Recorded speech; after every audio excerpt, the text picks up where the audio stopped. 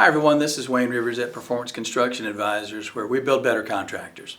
This week I want to talk about intelligence, and I want to say that intelligence is overrated. Okay, that might be a little controversial. Where did this come from? Well, I found a Forbes article dated 2012, and I actually did maybe a written newsletter back in the day about this some time ago, but intelligence is probably overrated. IQ is important, okay? Let's just say this. A basic level of intelligence is a requirement, right? You can't be successful in construction or any other endeavor if you don't have some basic level of intelligence. So that's a stipulation, okay? And our guy, Doug McWright, says, smart is good, but stupid is forever.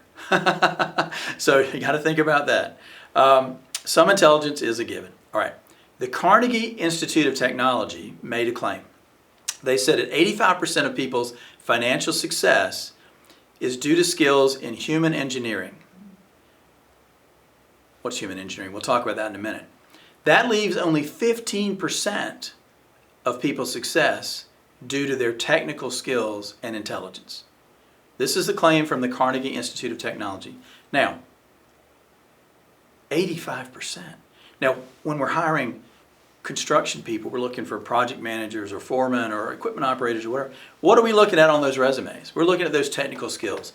This certification, that kind of equipment, this kind of IT capability, whatever. We're looking for technical skills.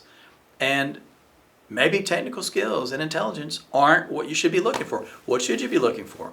Well, I'm not sure. We're going to explore that a little bit, but let me go back to a claim from Daniel Kahneman, who was a Nobel Prize winning psychologist. He did some studies and he found that people would rather do business with other people they like and trust, even if those products and services cost more and had lower quality.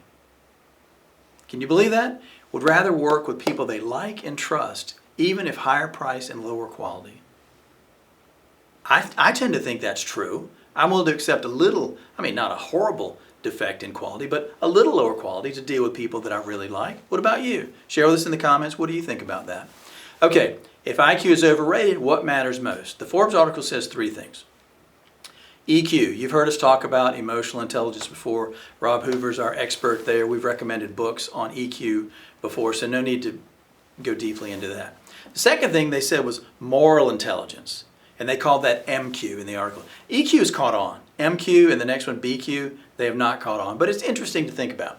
Moral intelligence, what is that? Honesty, integrity, forgiveness, keeping commitments, being responsible. Those are signs of moral intelligence. And then the third thing is body intelligence. Interesting. Determining feelings and thoughts, state of mind, energy, self-confidence, and also being able to spot those things in others, which gets back to EQ, I think. Now, what about this is important to you? Well, think about it in terms of succession. So all of our contractors are wrestling at one time or another with business succession. And they think about, well, who would be the best person to replace me in my role, or my executive vice president, or my CFO? And they start thinking about intelligence and technical skills, right? But those aren't the most important things. When you're evaluating successors, there are other things that you need to think about to find a complete and well-rounded successor. So first thing, when I think contractors look at how to judge and gauge commitment among other people in the organization, and especially in the old days, not so much now, but still, people evaluate commitment by work hours. If you show up at 7 and you leave at 7 and you do that 5 days a week and you show me that 60-hour-a-week commitment, I'm probably going to evaluate your commitment higher than a person who works only 40 hours a week. Now, is that fair? No. Maybe the 40-hour-a-week person is so productive that they can get work done in 2/3 the time of the 60-hour-a-week person. So using work hours as a proxy for commitment or work ethic I think that's it's a big gray area at best. It is a mistake to think about work hours equaling commitment at worst.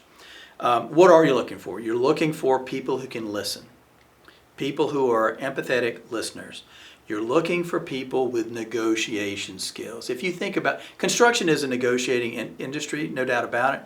But even inside your own shop, when people are trying to decide where are they going for lunch, that's a bit of a negotiation. You want somebody with good interpersonal negotiation skills. You want someone who is a strategic, big picture thinker, not where are we today, where are we going to be at the end of 25. You want somebody to be thinking about where are we going to be in 2030 and 2035. Big picture, long-term, strategic thinking. You want someone interested in self-improvement. Somebody who's always reading books, somebody who's always looking for classes to go to, someone who's always asking questions, someone who is taking their physical health seriously and they're engaged in an exercise program and maybe they started eating better. Someone who is engaged in continuous self-improvement. They don't rest. Well, they don't get me wrong. What I'm saying is they're constantly seeking improvement. Okay? The fifth thing. You want someone who understands managerial finance. What is finance? I want to equate finance and accounting. Accounting is historical and looks backward. Finance looks forward and is strategic.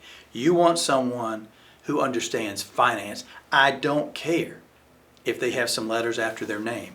I don't care if they can complete a tax return or they're Excel experts. Don't care about that. I want to know that somebody has managerial finance capability going forward. Sixth thing, you need to be looking at successors who are already leaders. And how do you know they're already leaders? Because they have followers. That's the easiest way to see it, isn't it? They're already people that go to them with questions, that look to them for guidance and advice, people that have inspired people to deliver their maximum discretionary effort, as Mike Flengy would say. And then seventh and final, you want to see people with a track record of success. Back in the day, going back a decade or two or three, we would see people promoted, especially in family businesses, irrespective of their track record of success. They would get in a role and do okay. They didn't screw things up too bad, but they didn't really advance the ball either. And then they would get in a different role, same thing, maybe, I don't know. And one day you'd wake up and you'd see a promotion that says, John Doe or Jane Doe is now the president of XYZ company. I'm like, what in the world? I don't think construction's that way anymore. Construction is very much meritocratic today versus the other way. But you absolutely want to see, when you're thinking about successors in any big role in your company, you want to see a track record of success in previous positions. So what do you think? What are you looking for in successors? What are the criteria by which you evaluate? And is intelligence overrated? Share with us in the comments. This is Wayne Rivers at Performance Construction Advisors, where we build better contractors.